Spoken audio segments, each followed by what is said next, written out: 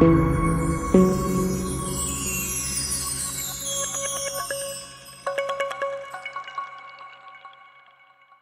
दोस्तों, the study के YouTube channel पर आप सभी का स्वागत है।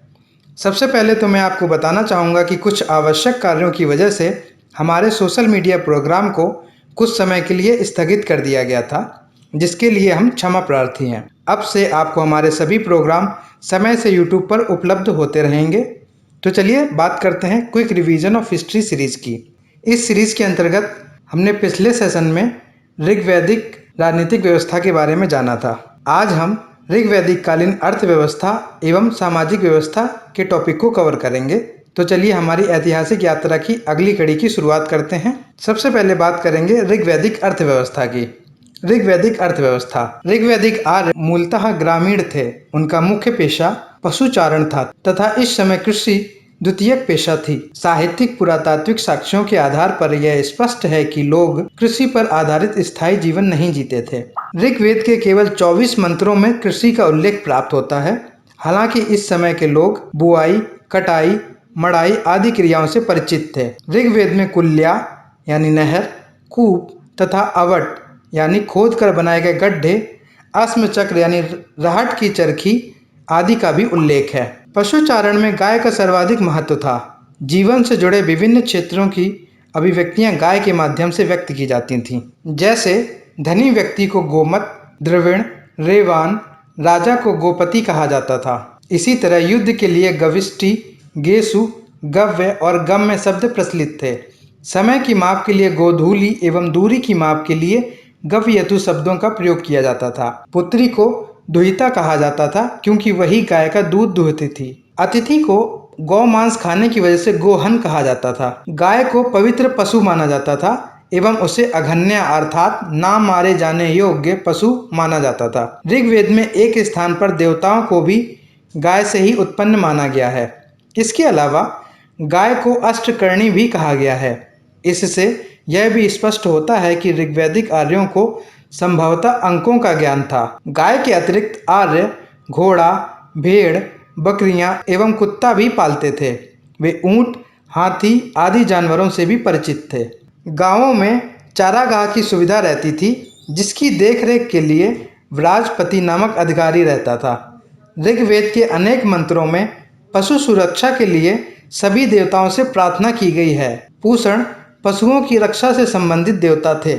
जैसा कि हमने पहले बताया कि ऋग्वैदिक काल में कृषि द्वितीयक पेशा थी। ऋग्वेद में कृषि के संबंध में 24 बार वर्णन किया गया है। कृषि से संबंधित सर्वाधिक विवरण प्रथम एवं दशम मंडल में मिलता है। इस समय काठ के हल, फाल एवं बैलों की सहायता से कृषि कार्य किया जाता था। ऋग्वेद में हल के लिए लांगल अथवा सीर शब्द तथा उपजाऊ खेत के लिए उर्वरा शब्द का प्रयोग मिलता है। हल वाहे को कीवास एवं हल से बनी रेखा को सीता कहा जाता था। ऋग्वेद के चौथे मंडल का संपूर्ण मंत्र कृषि कार्य से संबद्ध है। ऋग्वेद में एक कथन है कि अश्विन देवताओं ने मनु को हल चलाना सिखाया। एक अन्य जगह यह भी वर्णन है कि पूषण देवता को हल चलाने के लिए प्रार्थना की गई। ऋग्वेद में कृषि के लिए प्राकृतिक एवं कृत्रिम दोनों तरह के साधनों का प्रयोग होता था, जैसे नहर, कुएं एवं वर्षा। ऋग्वेद में बादल के लिए पर्जन्य तथा नहर के लिए कुल्या शब्द का प्रयोग मिलता है। ऋग्वेद में यव तथा धान्य शब्द का प्रयोग हुआ है। यहाँ यव का मतलब जौ एवं धान्य का मतलब अनाज से है। अनाज मापने का पात्र उर्दर एवं अनाज का कोठार स्थिवी कहलाता था। ऋग्वैदिक आर्यों को 5 ऋतुओं का ज्ञान था। आइए अब ऋग्वैदिक अर्थव्यवस्था के अंतर्गत शिल्प उद्योग की बात करते हैं।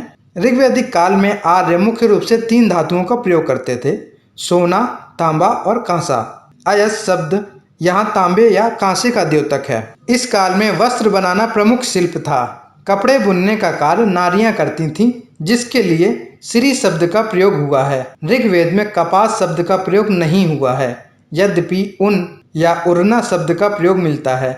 इस काल में बढ़ई को तक्षण एवं करघा को तसर कहा जाता था। इसके अलावा धातु उद्योग, चमड़ा उद्योग, बुनाई, कुंभकारी, बढ़ईगिरी आदि शिल्प प्रचलित थे।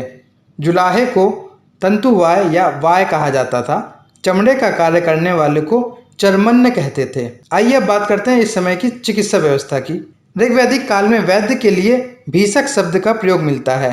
अश्विन देवता को भी भीषक कहा जाता था। इस युग के चिकित्सक औषधि के साथ साथ जादू टोने का भी प्रयोग करते थे। ऋग्वैदिक काल में दास व्यवस्था प्रचलित थी। दासों का उपयोग कृषि क्षेत्र में नहीं बल्कि घरेलू कार्यों में होता था। अब बात करते हैं इस काल के वाणिज्य व्यापार की। ऋग्वैदिक काल में वाणिज्य व्यापार सीमित मात्रा में ही प्रचलित था। व्यापार पर पड़ी नामक अनार्य लोगों का अधिकार था। वे आर्यों की गायें चुराने के लिए कुख्यात थे। इस काल में प्रमुख व्यापारिक वस्तुएं कपड़ा, चादर और खालें थीं। इस युग में व्यापार मुख्यतः वस्तु विनिमय प्रणाली पर आधारित था। विनिमय के रूप में गायों, घोड़ों एवं निष्क का उपयोग होता था। निष्क संभवतः स्वर्ण आभूषण या सोने का टुकड़ा होता था। अभी नियमित सिक्के विकसित नहीं हुए थे। इस काल में ऋण देकर ब्याज लेने वाले को बैकनाट कहा जाता था। आइए बात करते हैं ऋग्वैदिक समाज एवं संस्कृति की। प्रारंभ में आर्य एक ही वर्ण के थे, आगे चलकर दास भी इनसे जुड़ गए। इस काल में वर्ण का तात्पर्य रंग से था। आर्यों का समूह विश्व कहलाता था। इस तरह ऋग्वैदिक काल के प्रारंभ में दो वर्ण थे, आर्य एवं दास। आगे जब उत्पादन अधिशेष की स्थिति उत्पन्न हुई तो विश्व का विभाजन योद्धा, पुरोहित एवं सामान्य लोगों में हो गया। इस तरह कर्म आधारित वर्ण व्यवस्था की शुरुआत हुई। ऋग्वेद में ब्राह्मण शब्द का प्रयोग 14 बार तथा क्षत्रिय शब्द का प्रयोग 9 बार हुआ है। शूद्र की चर्चा पहली बार ऋग्वेद के 10वें मंडल के पुरुष सूक्त में हुई है। इसमें चारों वर्णों की उत्पत्ति एक विराट पुरुष के विभिन्न अंगों से बताई गई है। इस समय सामाजिक व्यवस्था का आधार रक्त संबंध था एवं समाज पितृसत्तात्मक था। समाज की सबसे छोटी इकाई परिवार या कुल थी।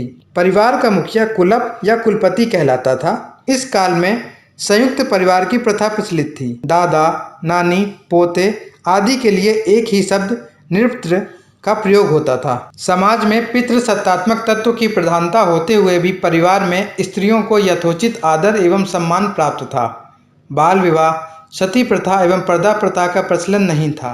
विधवा एवं अंतरजातीय विवाह प्रचलित था। सामान्यतः एक पत्नीत्व विवाह ही प्रचलित था। विवाह में दहेज जैसी कुप्रथा का प्रचलन नहीं था, किंतु वहतु शब्द कन्या को दिए जाने वाले उपहार का द्योतक था। स्त्रियों को उपनयन एवं शिक्षा का अधिकार प्राप्त था। ऋग्वेद में लोपामुद्रा, घोषा, अपाला, विश्वम्भरा एवं सिक्ता जैसी विदुषी महिलाओं का वर्णन है। आजीवन अविवाहित रहने वाली कन्या को अमाजु कहा जाता था। अपने अग्रज से पूर्व विवाह करने वाले अनुज को परिवित्त कहा जाता था। पुत्र प्राप्ति के लिए नियोग प्रथा का भी प्रचलन था। इसके अंतर्गत महिला को अपने देवर के साथ साहचर्य स्थापित करना पड़ता था। विवाह के अवसर पर वधू द्वारा धारण किए जाने वाले विशेष प्रकार के वस्त्र को वाधूय कहा जाता था। इस काल में विवाह एक पवित्र संस्कार माना जाता था। समाज में अनुलोम एवं प्रतिलोम दोनों तरह के विवाह प्रचलित थे। स्त्रियां सभा एवं समिति में भाग ले सकती थीं, साथ ही वे यज्ञ में भी भाग लेती थीं। आइए अब बात करते हैं ऋग्वैदिक समाज के भोजन एवं वस्त्रों की। ऋग्वैदिक आर्य मांसाहारी एवं शाकाहारी दोनों प्रकार के भोजन करते थे। दूध में पकी हुई खीर को क्षीर पकोदनम कहा जाता था। जौ की सत्तू को दही में मिलाकर करब तैयार किया जाता था। नशीले पदार्थों में सोम तथा सुरा प्रचलित थे। ऋग्वेद के 9वें मंडल में सोम की चर्चा हुई है। नमक और मछली का प्रयोग संभवतः ऋग्वैदिक काल में नहीं होता था। आर्यों के वस्त्र सूत, ऊन तथा मृग चर्म से बनाए जाते थे। वस्त्र 3 प्रकार के होते थे। कमर से नीचे पहनने जाने वाला वस्त्र नीवी कहलाता था। कमर से ऊपर पहने जाने वाला वस्त्र वासस कहलाता था तथा चादर या ओढ़नी को अधिवासस कहते थे। नर्तकियों द्वारा पेशश नामक विशेष वस्त्र धारण किया जाता था। ऋग्वैदिक लोग आभूषणों के साथ पगड़ी भी धारण करते थे। ऋग्वेद में नाई को वाप्ता कहा गया है। आर्य निम्नलिखित आभूषणों को धारण करते थे, जैसे कर्णशोभन, कुरीर, निष्क एवं मणि, रुक्ष्म, जियोचनी, प्रवर्त, छुर। आइए अब बात करते हैं शिक्षा की। इस समय शिक्षा मौखिक रूप से दी जाती थी। इसकी चर्चा 7वें मंडल में है। अध्ययन का प्रमुख विषय वेद था। इसके अलावा छंद, शास्त्र, अनुष्ठान, गणित, ज्यामिति, ज्योतिष, भूगोल भी अन्य प्रमुख विषय थे। ऋग्वैदिक काल के लोग मनोरंजन के लिए संगीत, नृत्य, द्यूत क्रीड़ा, रथ दौड़, शिकार, जुआ खेलना आदि साधनों का प्रयोग करते थे। वाजसनेयी संहिता में सैलूस की चर्चा अभिनेता के संदर्भ में की गई है तथा वंश नर्तिन का तात्पर्य कलाबाज से था। तो ये थी ऋग्वैदिक अर्थव्यवस्था एवं समाज। मिलते हैं नेक्स्ट सेशन में, जिसमें हम ऋग्वैदिक धर्म की बात करते हुए उत्तर वैदिक काल में कदम रखेंगे। हिस्ट्री के और अधिक अपडेट के लिए हमारे चैनल को लाइक और सब्सक्राइब जरूर करें। तब तक हमारे साथ बने रहें। Thank you.